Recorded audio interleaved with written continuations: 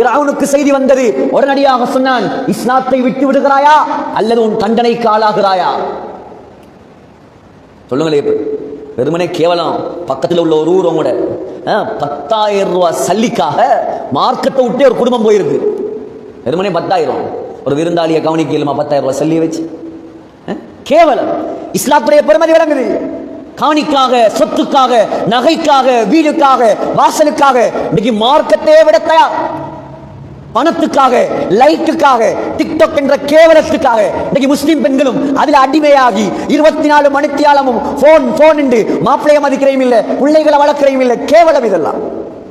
இந்த போனை தூக்கி ஒட்டச்சி வீசணும் குப்பையில். கேவலம். அல்லாஹ்வுடைய கோபத்தை சம்பாதிக்கிறதுக்கு இந்த போன் மட்டும் போதும். அவ்வளவு பெரிய ஷைத்தான். உள்ள அழுதா ஒரு காலம் ஆட்டாவையும் வேனையும் நிலாவையும் காட்டி அமைதிப்படுத்திய காலம். நாங்க பிள்ளைகளா வளர்ந்த காலம். இப்ப புள்ள அழுதா லேசிக்கு என்ன செய்யற? போன தூக்கி கொடுக்குறா, புடி நாசமா போ. நாசமா போன்னு சொல்லி கொடுக்க தேவையில்லை, கொடுத்தாலே நாசமா போயிடுவான். 12, 11, 10 வயசு பிள்ளைகள் பேசுற பேச்சுகள், ஸ்கூல்களில் நடக்கிற விஷயங்கள் கேவலம். பள்ளிவாசல்ல சொல்லலாதெல்லாம். இது எல்லாத்துக்கும் ஒரு அடிப்படை. நீங்க எல்லாம் கொடுத்தீங்க, அந்த பிள்ளைகளுக்கு மார்க்கம் கொடுக்கல. நீங்க அல்லாஹ் கிட்ட ஜவாப் சொல்லணும். இந்த பிள்ளைகள் அல்லாஹ் தாரது அமானிதம். பெற்றோம் வளர்த்தோம். சில பெண்கள் நினைக்கிற பெண் பிள்ளைகள் தான் நாங்க சோறாக்குற ரைஸ் குக்கர், உடுப்புகள் ஒரு வாஷிங் மெஷின், புள்ள வளர்க்கிற ஆயா. இதா பெண்கள். இந்த சமூகத்தின் தலைவிகள் நீங்கள். ஆசியாவுடைய வழித்தோன்றல் நீங்கள். ஹதீஜாவுடைய வழித்தோன்றல் நீங்கள். ஆயிஷா அம்மாவுடைய புதல்விகள் நீங்கள். வரலாறு பிரட்டி பாருங்க. உங்களோட அம்மாமார் செய்த தியாகம், உங்களோட அம்மாமாருடைய பேர் இன்றைக்கு வரைக்கும் கொடி கட்டி பறக்குது. ஏன் பாருங்க. இந்த போனுக்கும், இந்த டிக்டாக்குக்கும், இந்த பேஸ்புக்குக்கும் அடிமையாகிறாதீங்க. சைத்தான் உங்களை எங்கேயோ கொண்டு போய் சேர்த்துருவார். இது கோபத்தில் பேசுவதல்ல, இது கவலையில பேசுறது.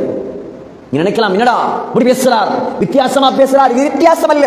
முழு உலகமும் முழு இலங்கையும் பாதிக்கப்பட்டு சீரழி இருந்து போனார். அல்லாஹ் காப்பாற்றும். கவலையான விஷயம். ஒரு காலம் மகரிபுடைய நேரமானா குர்ஆன் ஓதுற சட்டம். இப்ப மகரிபுடைய நேரமானா பொண்டாட்டி மாப்பிள்ளையும் விளங்குது இல்லை, பிள்ளையும் விளங்குது இல்லை, சினிமா சீரியல்ல போயிட்டு உட்கார்ந்தாச்சு. நான் அங்கேயே சொன்னேன், உங்களோட சினிமாவால தான் எங்களோட ஸ்ரீலங்கா நாசமா போயிருக்கு. உங்களோட சினிமா, உங்களோட சீரியல், உங்களோட நாடகம், இதுகளை பார்த்து பார்த்து எங்களோட ஸ்ரீலங்காவும் கெட்டு போயிருச்சு. பாக்குற அதுல அவன் என்ன காட்டுறான்? ஆயிஷா நாயிட வரலாறையும் ரசூலுல்லாஹ் வரலாறையுமா காட்டுறான். முழுக்க முழுக்க மாமியாவை எப்படி கொள்ளலாம், மருமகளை எப்படி வீட்டை விட்டு விரட்டலாம், கணவன் திறந்து எப்படி சல்லிய பறிக்கலாம், அதை பார்த்து பார்த்து இவன் இங்க வாழ பார்க்கிறேன். கேவலம் இதெல்லாம், கேவலம்.